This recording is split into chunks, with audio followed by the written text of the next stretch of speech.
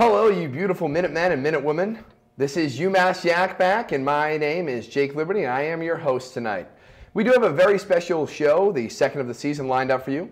We'll first talk about Oral Roberts University and their very special procedure where they're giving all their freshmen Fitbits. Then we'll move on to the Kit Kat fiasco of London, where an undergrad student found no wafer in her Kit Kat. Very big issue. And then we'll finally top it off with our best memories of Yak Back. It is our 150th episode. Ladies and gentlemen, this is UMass Yak Back.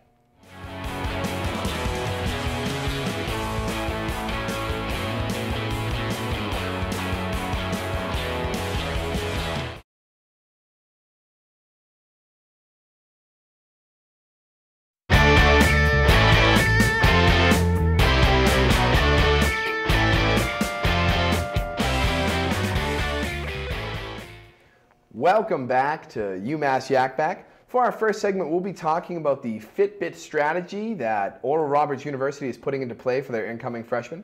Here to talk about this questionable procedure, we have Kate, Molly, and Christine. Kate, why don't you brief the audience a little bit about what exactly is going on with these Fitbits?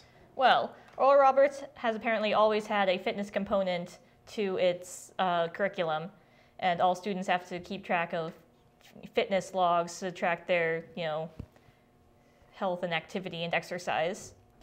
But this year, Oral Roberts is going to start giving all incoming freshmen Fitbits that they wear at all times, and it will automatically track their health and fitness for them.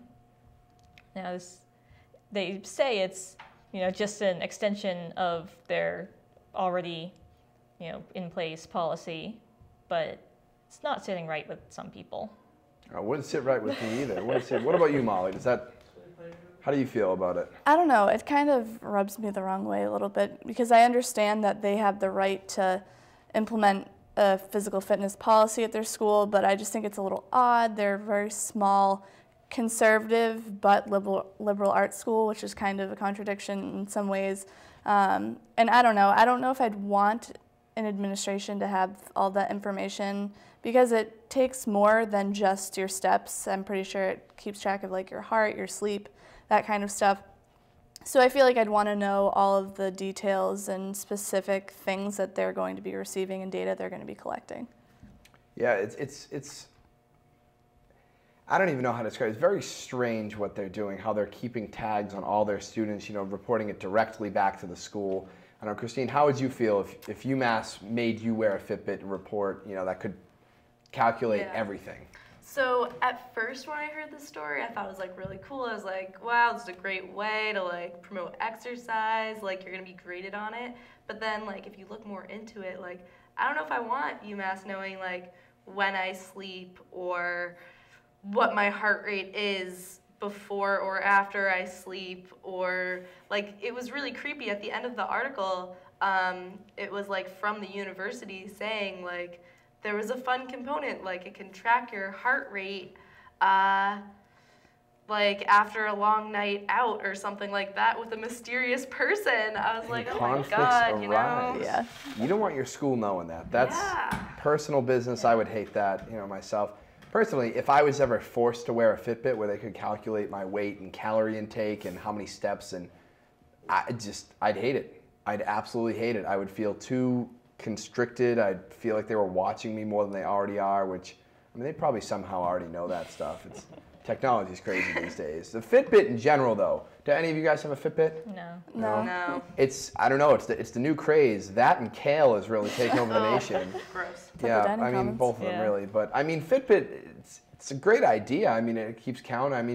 Anyone you know have a Fitbit? What are your thoughts on the Fitbit in general? It's great for people who want them. People who want them tend to be annoying, but they're really great tools. If you want to keep track of your personal, no offense, but the people from my town, I ran across a couple that have Fitbits, and I feel like the stereotype is they always talk about it, and they're, but always let you know how many steps they've taken.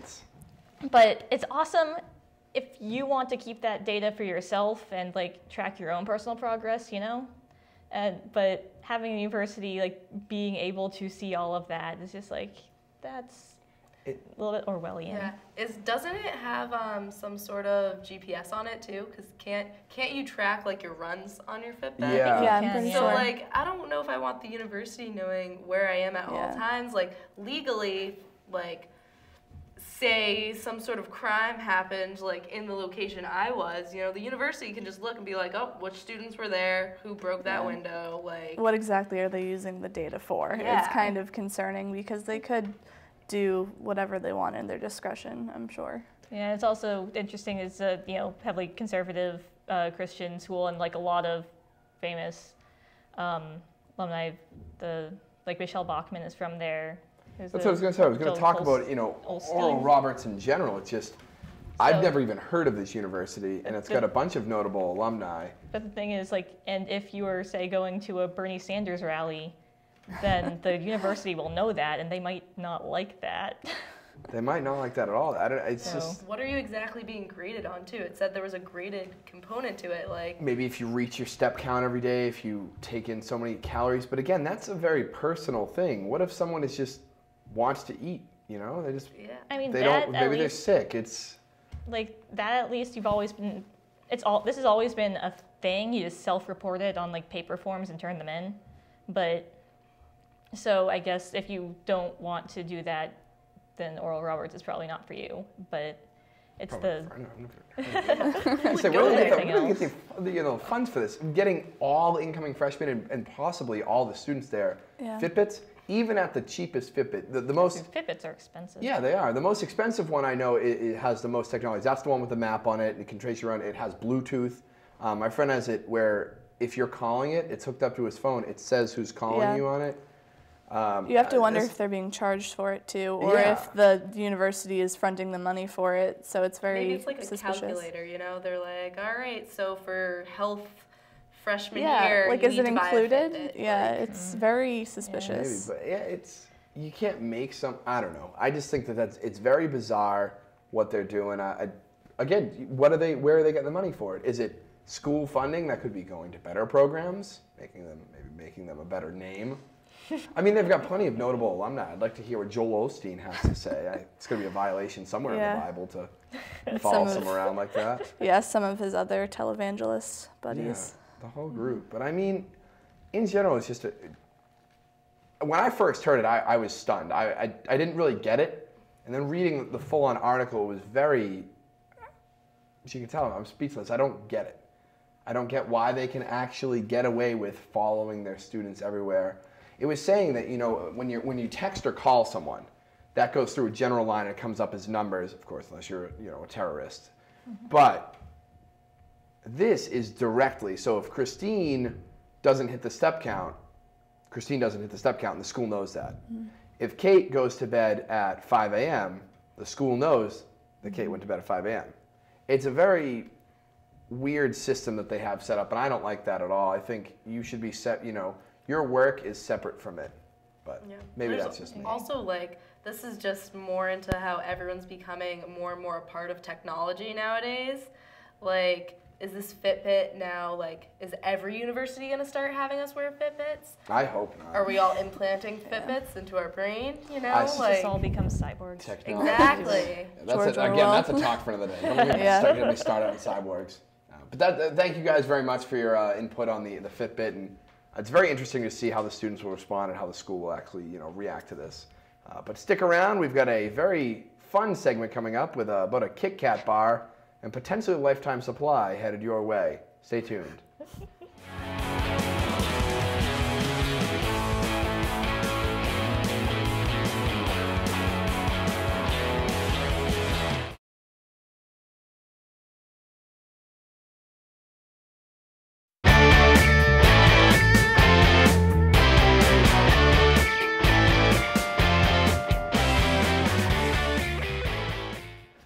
Welcome back, you crazy cats, to UMass Yak Back. Now here in our second segment, we'll be talking about a little issue experienced with a Kit Kat bar in which there was no wafer on the inside. Now here to talk about it, we have Allie, Amari, and Christine has stuck with us. So Allie, tell me, what happened here? Just give a brief backstory. Okay, backstory. This woman, I believe she lives in the London area, goes to school there, grad school there. She bought a Kit Kat bar for like $2 or $3, however much they cost, and she bit in and there was no wafer inside. And of course, all of us would be disappointed if you bit into a delicious Kit Kat and there was no wafer inside. But she's actually... There's no break. Right, exactly. It does take away from, the fun part of the Kit Kat. However, she is now like seeking legal action.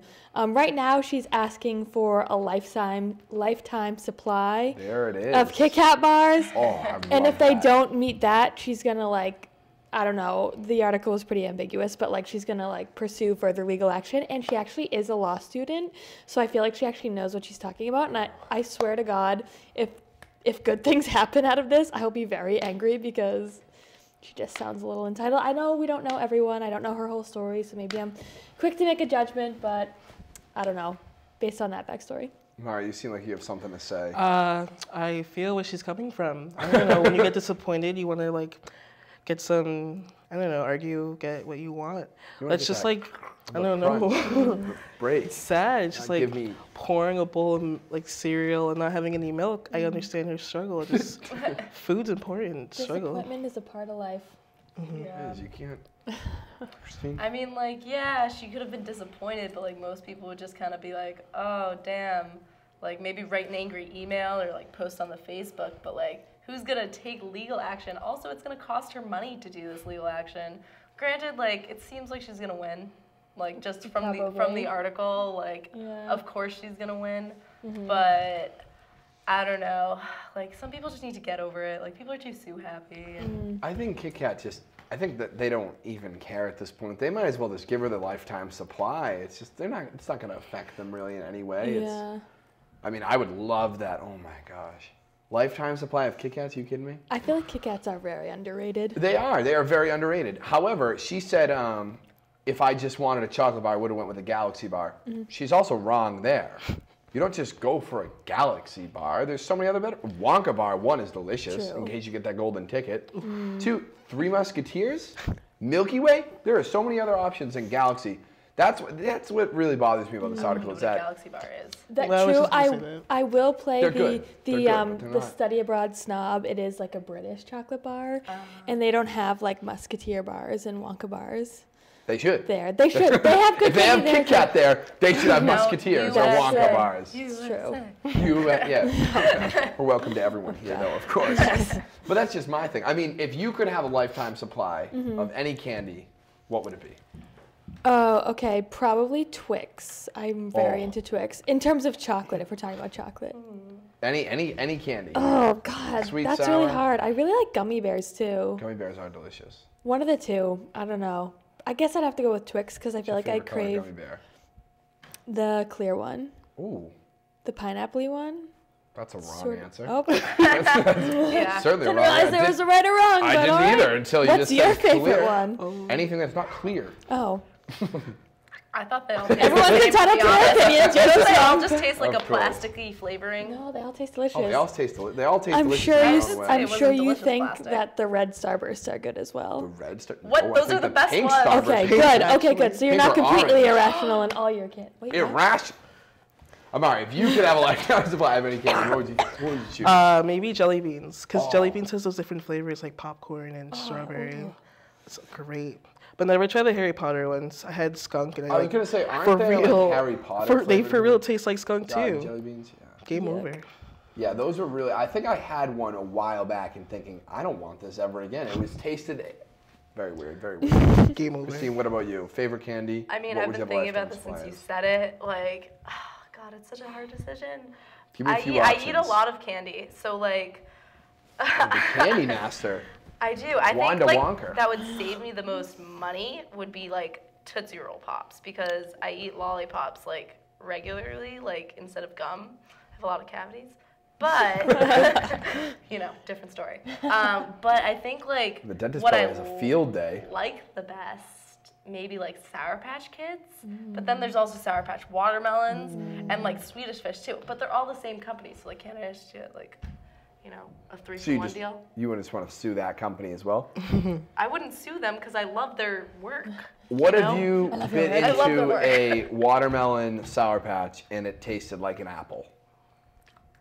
I'd probably mean it was rotten or something. I'd be like, well, really this bad. is interesting. Let me go eat the other 15 in the package. I love watermelon Sour Patch. Yeah, right? They're so pretty good. They're pretty good. The other thing. Wait, what's yours? Mine?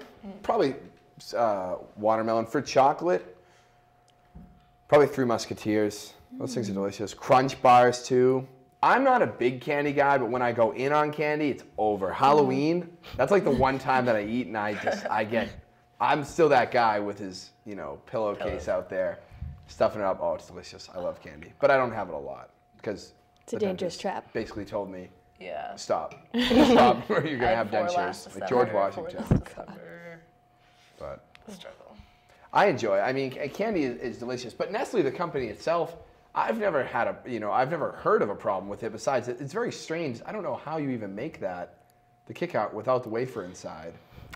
My guess is like the machine just kind of ran out of wafer. Like But they what probably did the chocolate go on? nothing, and then it got packaged. I don't got, know. But it couldn't have gotten put that into shape like without a weird the wafer. shape, and then it just That's a good got point. packaged. I don't know. Nestle. I feel Good like eats, anytime you you know? do something that's sort of like a factory, there's always bound to be some sort of error every so often. Because, I mean, I'm sure they like inspect them, but they're not looking at every kit, every cat. Yeah. You know? It's just very strange how it all happened. But Nestle, again, I've never really heard anything bad. However, a fun fact about the Nestle company, Nestle in Japan is actually making a sake-flavored Kit Kat. Oh. Very interesting. Christine, I know you had some thoughts on this earlier. I thought it would be great. I would, prefer if it was actually alcoholic, but I do are like non-alcoholic. yeah, they're non-alcoholic. I don't get it though. Sake. Sake, it's like a nice gasoline. bitter taste. It's so hard to describe. I don't know. I don't know if I've ever had it. Well, so sake is like made from rice instead of like grapes. Essentially, it's like wine. Have you ever rice smelled wine. gasoline? I have. It's that taste. It's In a candy. Wow. I Yeah. would like that. Wouldn't that be sort of like a vodka taste? Like if it was like rice? a little bit. Little bit. Potatoes. Mara, you're newly 21. You just said. Gotta Happy find out. belated. Thanks. You gotta try some sake. And Gotta have you find had it out. before? Nah. Oh, okay. You gotta try it. What You really sold her with the gasoline stench. Yeah. Well, I mean, Taste. who It's, wouldn't? it's Who much wouldn't? better cold, I think. They usually serve it warm, and everyone's like, "Oh, it's better warm." I like it cold. Sounds gross. I don't know. I'm very It's picky. it's very interesting. But that's an update in Nestle. We'll see what happens with this case. Maybe she gets a lifetime supply. Maybe nothing happens of it. Nestle just kind of shoos her away. Yeah. One mistake, I'm sure it'll be fine. But that's all we have for this segment. Stick around because just in a few minutes, we'll be talking about some of our favorite Yak Back memories as it is our 150th episode. Stick around.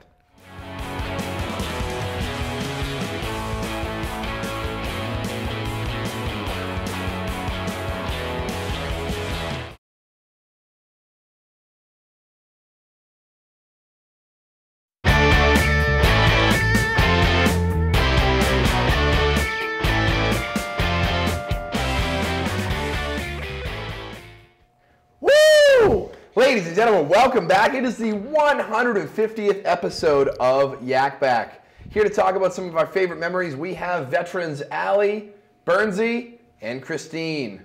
Now, let's hear it. Allie, you've been here, you and Bernsey have been here the longest. Yes. What are some things you've seen? Talk about some crazy things that have happened in the past episodes. Wow. Okay. Well, I mean, I've seen a lot of diverse topics over my almost 3 years here, definitely. Gosh, wow. What sort of crazy things? A lot of like Halloween episodes where people are dressed up. Pretty cool. Those are good. Those are always good. There was an episode my very first year. Was it? No, it wouldn't have been the 100th episode. I don't know. Whatever. That doesn't matter. But it was we did 100 tiny topics. So we did like 100 small topics. We tried to fit it I into believe we like. did that last year. Yeah. I think we did that last year. We tried to fit it in like the 30-minute time slot, but we did it like outside at someone's house, like around a picnic table, and they like rotated the hosts and the guests. We were just all like moving all the time, and we just like really fast segments. So that was like a really fun memory that I've just never forgotten. It's a good one. That's awesome. Yeah, it was I said fun. that I wasn't there for that. Bernsey, Yeah. were you there for that? I missed that one. Well, I'm sure you've seen plenty of other things. I've seen plenty of things. I've been here, this is my 3rd year now. I've had four different hosts. There was John, Brendan, Robbie, now Jake. 3 different directors. It was Haley, Bridie, and now Allie, and then Perry, so 4. So yeah, I've seen a lot. The episode I remember most is definitely the Yale pooper-trader. And that was just like, you can't forget that, because basically, if I remember correctly, a guy was basically doing graffiti with his, yeah. So is that not the one where someone was also pooping in people's that was the pooper-trader take 2. That was the pooper-trader take 2. There was also someone who was pooping on people's cars. What is wrong with people? There's something about poop. I remember John. It's the best. John, there was one. Somebody was pooping in people's laundry, and I remember our host at the time, John, goes, "People are taking a load in your load." Oh man. So that's Let's get a test. I got a lot. Imagine that though, just opening your wash. Oh, I could go on about the pooper traders. We could have a whole episode. I would talk about the pooper traders take anytime, 3. anywhere. Yeah. Anywhere. Christine, what about you? I know you haven't been here too long. Yeah, so I'm kind of just here because I've been stuck in the seat for the entire You're time. actually glued to the seat. I'm glued to it. It's not her That's favorite what memory, they it's her did. favorite seat. And Yeah, my that's sort of favorite why seat. she's It's here. now warm. It has my smell. No. You're going to have to wash that later. Bad smell. Get the power wash out. Yeah, I actually marked my steps. Is But that what that was? no, my favorite episode by far is still the one about the guy who burns the house down and then dances on the roof. Oh, God. I don't know. You were here for it, but so, like, this guy, he got broken up with. He threatened with a knife and then ran, set the house on fire, and was, like, smutty dancing. Oh, I heard on about the that. roof. Yeah. Oh, my God. It was hilarious. It That's was in a really... segment called, like, What's Up, Indiana. And, Indiana was just not having a great week. Not a good week to be in Indiana on that week. No. That is too funny. Yeah, I remember hearing about that. I wish I got to speak about that. That was great. There were all these memes, and I thought it was a joke or something, or, somehow imported in there. I don't know. I didn't realize he actually burned down his Sadly, ex's very house. real. Sadly, a true It's story. funny, though. As long as everyone got out all right, it's still devastating. I don't remember how it ended. Very devastating. But. Now, Yeah, Jake, see if I can do it. I know you're the host, but I know you were on an episode about vagina cookies. You were very vocal was. on this particular episode. It was probably the best 8 minutes of my life. A school teacher, a school teacher, in order to teach her kids, her students about vaginas in the human body, she decided to make vagina cookies. So cookies in the shape of vaginas. But is anyone keeping a tally of how many times it says vagina? On that show, he said it like 50 times. Just completely let it. It's just, it wasn't one type of cookie or one type of vagina. It was all types of vagina. It was. We need a bell every time. A big one, a small one, a colored one, inside out, whatever it was, she had it made. And a lot of parents were up in arms about it. Oh, God. Personally, though, I would die if my child ever came home and said, Dad, we learned about vaginas today with cookies. Because that's just hilarious. And I hope they got to eat them. That's just a waste of cookie. That makes sounds weird now. It sounds weird. It sounds weird, but it's a waste of a cookie if you're not going to. I felt bad for the teacher. She was trying to do something helpful, and the parents were just up in arms about it. But really, it's very educational. It's better than some things that health teachers. Maybe it's better than us. health class. Maybe that's Probably the best. more Yeah. My first day of health class, I walked in, I got a condom thrown at me. They said, "This is the start of health class." I didn't know what to do. I would have been much better with vagina. They make it very unteachable. They just throw all these terms at you. Like, come on. Yeah, cookies. What is it? Yeah. Don't have sex. You'll get an STD and die. Right. I mean, that's essentially what it is. This way is a much lighter way of saying that. Those things. You could die, but it's going to taste delicious in a cookie format. Oh, God. Yeah, that's enough about the vagina cookies. Yeah, but man, but that that was was a good. That was great a good segment. I episode, really yeah. enjoyed that. Brenda did a great job with that too. Me and him just. You guys had good chemistry. Yeah. Brendan was great. Yeah. He was good. I didn't get to meet the other hosts though. Now talking about different Yakkers, but I know that his reputation precedes him. John, was it? Oh yes, a legend. Yeah. A Yak legend. Yeah, I've seen some of the previous videos of him. I'm sad that I never got to meet him. Hopefully he comes back, gives me some pointers. Brendan too. But And Robbie had a good too. little Robbie stint. too. Temporarily. So. Yeah. I guest hosted one episode. Oh, great Just episode. throwing that out there. It was a Halloween episode. Not to make this about me, I'm so sorry. It's about the cookies. This chair is just. The episode was great got a too lot of, because, lot of like, history. you know, as we were talking about candy earlier, I got some dope Swedish fish in mine, yeah. and like poor Kate just got like fruit and Yeah. like sausages. You're playing like guess what's in the box. Like close your eyes and guess. Oh, what's I was gonna say that was we it's did so that good. again last This is year. like totally like not planned, but yeah, she kept getting like delicious candies, and then Kate had like dried sausage links, and we're like so sorry about this. And olives or something. Yeah, she had olives too. Whoops. Anyway. Well, those are some great memories. I'm sure there's countless others. If we got the whole cast of Yak back, I guess from wherever they are. But it is what it is. That's Yak all we Back, have. where are they now? Yeah, that's all we have for now. 150. But don't forget about next episode, which will be our 151st episode. Should be a good time there. Thank you guys for your input and sharing your memories. And for those viewing at home, if you laughed, again, thank you for laughing. If you didn't, it was an awkward 30 minutes of you all staring at me again, but that's okay. If you did enjoy yourself, though, my name is Jake, and this has been UMass Yak Back. Woo! If you didn't, though, my name is Tommy, and this has been UMass Sports Weekly. We'll see you next Thursday.